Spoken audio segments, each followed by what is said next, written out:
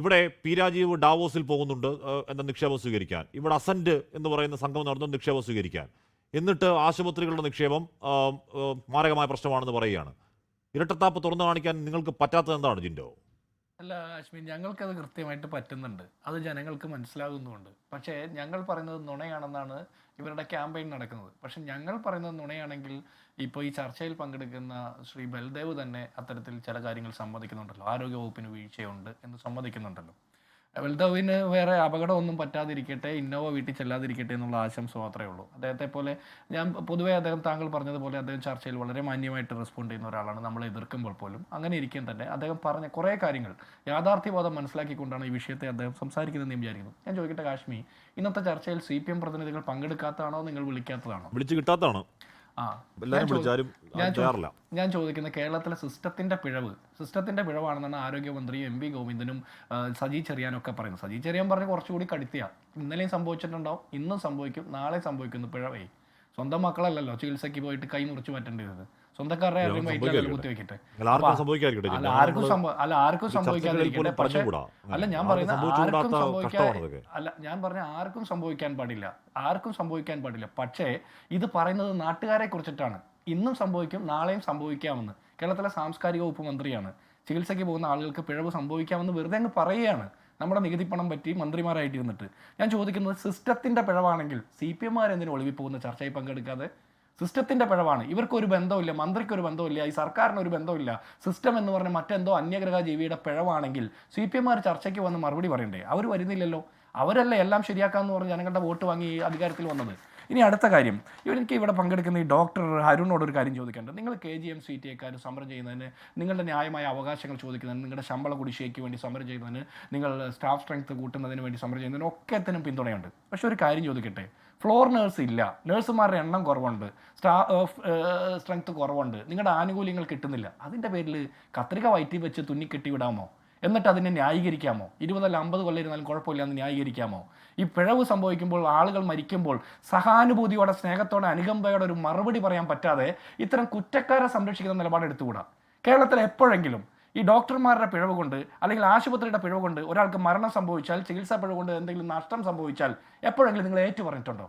എപ്പോഴെങ്കിലും ഏതെങ്കിലും ഒരു സംഭവത്തിൽ കുറ്റം സംഭവിച്ചു പോയി എന്ന് നിങ്ങൾ ഏറ്റുപറഞ്ഞ നടപടി സ്വീകരിച്ചിട്ടുണ്ടോ? ഇല്ലല്ലോ. അപ്പോൾ ഫ്ലോർ നേഴ്സ് ഇല്ലാത്തത് കൊണ്ടാണ് കത്രിക വയറ്റി വെച്ച് കിട്ടിയെന്ന് പറയുന്നത് ന്യായമല്ല. അല്ല ജിൻഡോ, ഇവിടെ ആ കത്രികയുടെ നക്ഷത്രം പോലുള്ള ഈ പറയുന്ന എക്സ്റേ പുറത്തു വന്നുകൊണ്ടാ സമ്മതിച്ചേ. ഇല്ലെന്നുണ്ടെങ്കിൽ അതും ന്യായം പറഞ്ഞേനെ. വേണു മരിച്ചപ്പോഴത്തേക്ക് ന്യായം പറഞ്ഞു, കുഞ്ഞിന്റെ കൈ മുറിച്ചപ്പോഴത്തേക്ക് എന്തോ ഈ പറയുന്ന ഡോക്ടർമാരിലൂടെ വട്ടം കൂടി വാർത്താ സമ്മേളനത്തിൽ ഏതോ ഉഗാണ്ടയിലെ ഗവേഷണ പ്രബന്ധ പേപ്പർക്ക് എടുത്ത് സംഭവിക്കുന്നതാണെന്ന് പറഞ്ഞു. അന്വേഷണപ്പെട്ടത് പിഴവാ.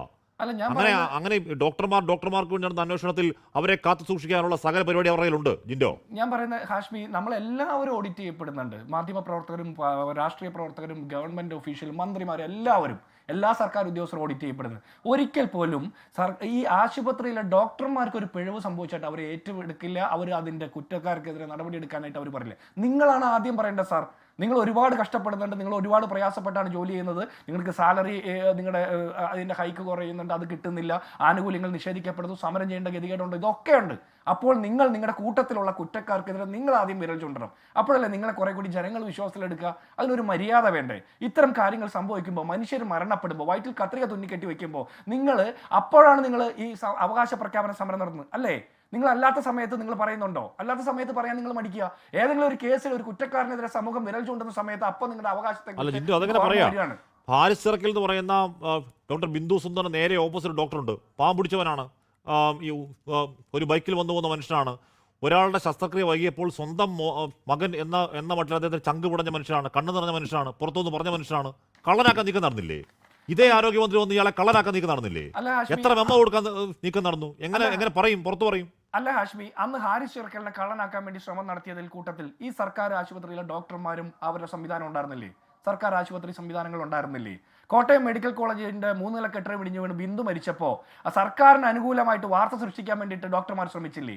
അപ്പോൾ നിങ്ങളിൽ തന്നെ 2-3 വിഭാഗം ഉണ്ടല്ലോ. അപ്പോൾ കുറ്റക്കാർക്കെതിരെ ശക്തമായി സംസാരിച്ചുകൊണ്ട് വേണം നിങ്ങളുടെ അവകാശത്തെക്കുറിച്ച് പറയാനായിട്ട്.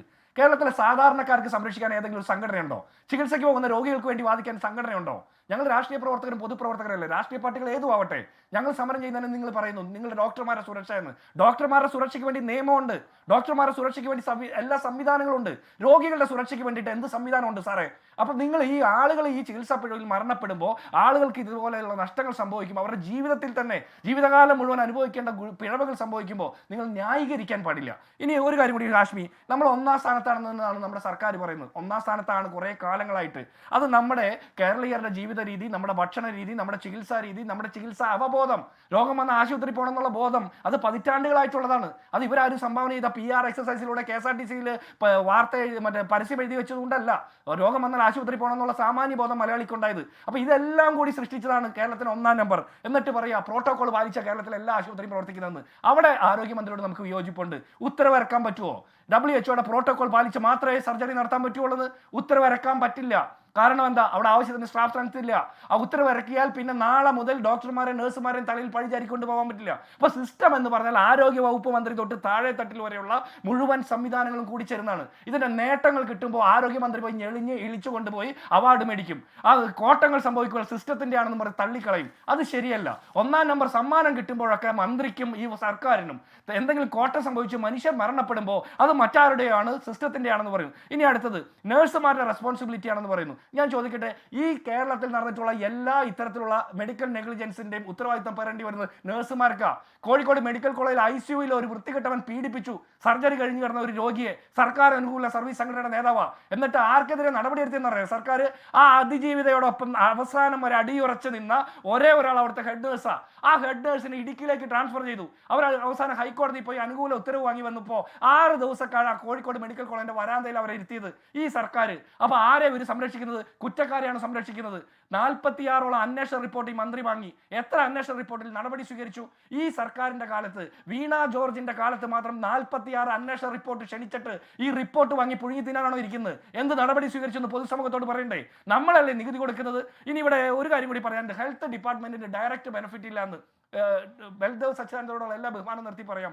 നമ്മൾ ആരോഗ്യ രംഗത്തും വിദ്യാഭ്യാസ രംഗത്തും നടത്തുന്ന ഇൻവെസ്റ്റ്മെന്റ് ഡയറക്റ്റ് ബെനിഫിറ്റ് കിട്ടുന്നതല്ല, അതൊരു തലമുറയിലേക്ക് കൈമാറ്റം ചെയ്യപ്പെടുന്നതാണ്. ആളുകൾക്ക് നമ്മൾ സൗജന്യമായിട്ട് ആരോഗ്യം വിദ്യാഭ്യാസം കൊടുത്താൽ അവരുടെ ആരോഗ്യ എക്സ്പെൻസസ്, ചികിത്സാ എക്സ്പെൻഡിച്ചർ കുറഞ്ഞാൽ അവരുടെ കയ്യിലുള്ള നീക്കിയിരിപ്പ് പണം കൂടുകയും അത് സമൂഹത്തിൽ മറ്റു പല കാര്യങ്ങൾക്ക് ഉപയോഗിക്കപ്പെടുകയും ചെയ്യും. അതൊരു എക്കണോമിക് തിയറിയാണ്. അപ്പോൾ ആരോഗ്യ രംഗത്തും വിദ്യാഭ്യാസ രംഗത്തും സർക്കാർ പണം കൊടുത്ത് മാത്രമേ പരിപാടി നടത്താൻ പറ്റുള്ളൂ എന്ന് പറഞ്ഞാൽ അത് തെറ്റായ ന്യായമാണ്. അത് ക്യാപിറ്റലിസ്റ്റ് കൺസെപ്റ്റ് ആണ്. അത് CPM പോലെയുള്ള അല്ലെങ്കിൽ ഈ പറഞ്ഞ ജനതാദൾ പോലെയുള്ള ലെഫ്റ്റ് എന്ന് അവകാശപ്പെടുന്ന ആളുകൾ ഭരിക്കുന്ന കാലത്ത് പറയേണ്ടതല്ല. അപ്പോൾ സൗജന്യമായിട്ട് ചികിത്സ കൊടുക്കേണ്ടതും വിദ്യാഭ്യാസം കൊടുക്കേണ്ടതും ഒരു വെൽഫെയർ സ്റ്റേറ്റിന്റെ ഉത്തരവാദിത്തമാണ്. അതിന്റെ ഇൻവെസ്റ്റ്മെന്റിന്റെ റിസൾട്ട് വരുന്നത് കുറെ കാലങ്ങൾക്ക് ശേഷമാണ്. അങ്ങനെ വരുന്നതിന്റെ നേട്ടം പേറിക്കൊണ്ട് 2016 അധികാരത്തിൽ വന്നവരുടെ നേതൃത്വത്തിലാണ് 1-ാം സ്ഥാനത്ത് എത്തിയെന്ന് പറയുന്നത്. അങ്ങനെയല്ല. പതിറ്റാണ്ടുകളായിട്ട് കേരളത്തിൽ ആരോഗ്യ വിദ്യാഭ്യാസ രംഗത്ത് നടത്തിയ ഇൻവെസ്റ്റ്മെന്റിന്റെ നേട്ടമാണ് നമ്മൾ എപ്പോഴെങ്കിലും അവകാശപ്പെട്ടിട്ടുള്ളത്. അത് ഇപ്പോൾ കുറയുന്നു എന്നുള്ളതാണ് ഏറ്റവും വലിയ പ്രയാസം. അതുകൊണ്ടാണ് ആവശ്യത്തിന് രോഗികളെ, ആവശ്യത്തിന് നഴ്സുമാരെ, ഡോക്ടർമാരെ ഡിപ്ലോയ് ചെയ്യാൻ പറ്റാത്തത്. എന്നിട്ട് മന്ത്രിമാർ പോകുന്ന സ്വകാര്യ ആശുപത്രിയിൽ ഒറ്റ കാര്യം കൂടി 2024 നവംബർ മാസത്തിൽ കേരളത്തിലെ മുഖ്യമന്ത്രിയുടെ ഒരു സ്റ്റേറ്റ്മെന്റ് ഉണ്ട്. എന്താണെന്ന് അറിയാം ഹാഷ്മി? കേരളത്തിലെ ആരോഗ്യ രംഗം കണ്ട് കൊതിച്ചിട്ട് അതിസമ്പന്നന്മാർ പോലും ചികിത്സിക്കാൻ വേണ്ടിയിട്ട് കൊതിക്കുകയാണെന്നിട്ട് ആശുപത്രിയിൽ. എന്നിട്ട് പാവപ്പെട്ടവരുടെ പാർട്ടിയുടെ മുഖ്യമന്ത്രി പിണറായി വിജയൻ അമേരിക്കയിൽ പോകുന്നു. അദ്ദേഹത്തിന്റെ ചികിത്സ നടക്കട്ടെ. ലോകത്തെവിടെയായാലും ഏത് സമയത്തും 24 വാർത്തകളും ഓഗ്മെന്റഡ് റിയാലിറ്റി പാക്കേജുകളും എക്സ്പ്ലെയിനറുകളും വിശദമായി കാണാൻ ഞങ്ങളുടെ YouTube ചാനൽ നിങ്ങൾക്ക് സബ്സ്ക്രൈബ് ചെയ്യാം.